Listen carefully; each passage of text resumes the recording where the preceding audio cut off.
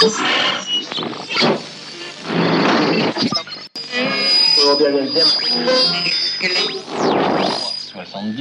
le deuxième était le...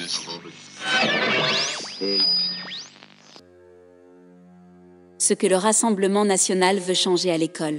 Le Front national puis le Rassemblement national promeuvent une vision décliniste de l'école et souhaitent une orientation précoce des élèves afin de dégager une élite restreinte.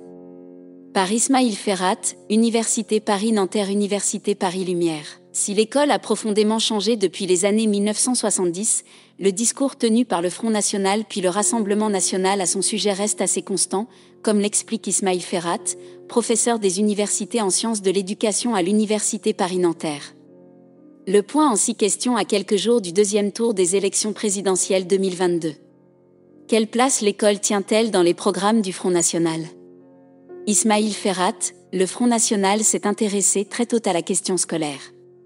Dès son premier programme, écrit en 1973 par Gérard Longuet, futur haut fonctionnaire, quelques pages lui sont consacrées. Si le sujet est bien présent, il serait compliqué pour un parti de ne pas parler d'école dans un pays comme la France, qui a traditionnellement investi politiquement l'éducation. Il ne représente que 2% à 5% des programmes du FN quand on considère ses propositions au niveau national, soit dans le cadre de l'élection présidentielle ou des élections législatives, ce qui reste marginal dans son discours par rapport à des thèmes comme l'immigration, la sécurité ou la ruralité. La situation a-t-elle changé aujourd'hui ? D'un point de vue quantitatif, les choses ont peu changé, la prise de pouvoir par Marine Le Pen n'a pas donné plus de place à l'école dans les programmes. Mais on observe un tournant symbolique dans la mesure où toute une partie de son livre programmatique Pour que vive la France, publié en 2012, est consacrée à l'école. Elle théorise le fait de, parler de ce sujet, notamment de l'école publique présentée plus positivement, ce qui est une réelle nouveauté. Que pense le Front national de l'école ? Quels sont ses objectifs majeurs en matière d'éducation ? En termes de programme, on peut distinguer 3 périodes. Pendant les premières années du parti, le Front national se distingue de la droite parlementaire sur toute une série de questions, mais il n'affiche pas de différence majeure avec elle en ce qui concerne l'école. Il tient un discours dénonçant une subversion du système éducatif par l'extrême gauche, obsession commune à de larges pans des partis de droite après mai 1968.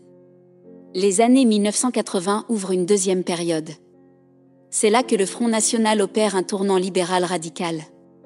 Il importe le concept du chèque éducation, promu par Reagan aux États-Unis, qui consiste à verser aux parents une certaine somme en début d'année scolaire pour les laisser choisir l'établissement de leur enfant, public ou privé, envisageant l'éducation comme un marché scolaire. Le Front national est le seul parti à défendre une telle idée. À droite, ni le RPR ni l'UDF, sauf quelques cadres, comme Alain Madelin, n'ont jamais été jusque-là dans leur programme.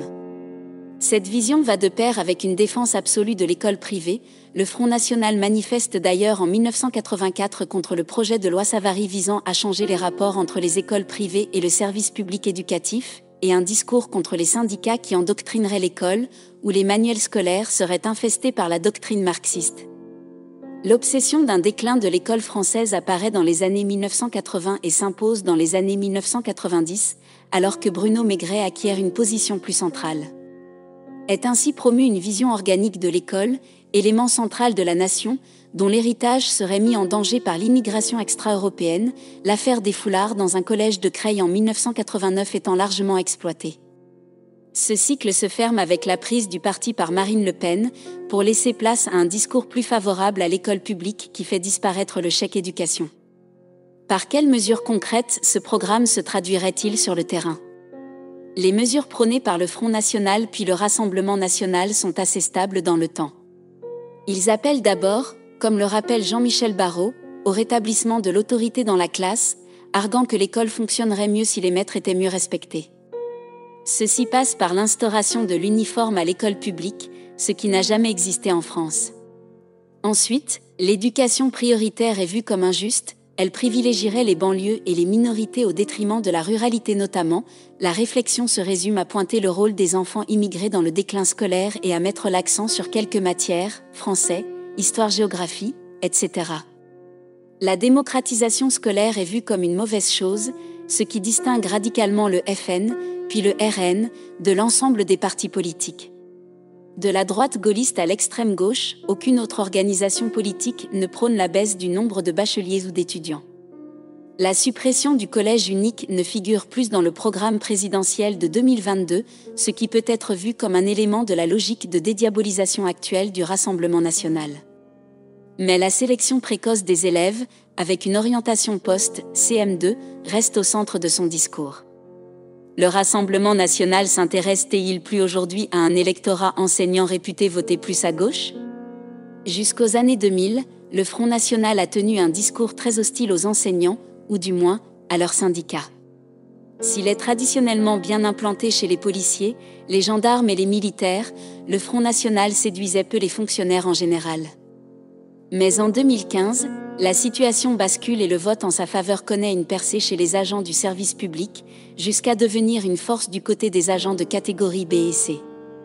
Un nouvel enjeu électoral apparaît donc et le Front national s'invente un rôle de défenseur du statut des fonctionnaires et de leur pouvoir d'achat. Le Front national, puis le Rassemblement national de Marine Le Pen s'oriente alors vers un discours moins clivant vis-à-vis du corps enseignant. La défense de l'école privée disparaît de leur programme, ce qui est une vraie révolution tant le soutien aux établissements catholiques a été traditionnellement fort dans de larges pans de l'extrême droite française. Une victoire du Rassemblement national marquerait la fin de l'école républicaine telle qu'on la connaît ? S'il y a une continuité dans les thèmes dont le Front national puis le Rassemblement national s'emparent concernant l'école, leurs programmes sont rarement exhaustifs, difficile de dessiner précisément l'école qui se mettrait en place dans la mesure où quelques sujets seulement sont surinvestis. Parmi les sujets phares, on trouve, comme dit précédemment, l'accent sur des matières patriotiques, l'histoire-géographie ou le français, le rejet de l'innovation pédagogique, en particulier dans la formation des enseignants, ou la question des violences scolaires. Rien en revanche n'est dit par exemple sur le préélémentaire ou les inégalités socio-économiques ou genrées de résultats scolaires. Si l'école a profondément changé depuis les années 1970, le Front national reste attaché à ses fondamentaux, attribuant à l'école 3 fonctions majeures, celle d'établir une sélection précoce des élèves, une majorité n'ayant pas vocation à faire des études longues, celle de dégager une élite, celle de former des patriotes. C'est une continuité notable alors même que le système éducatif français a été bouleversé sur la même période.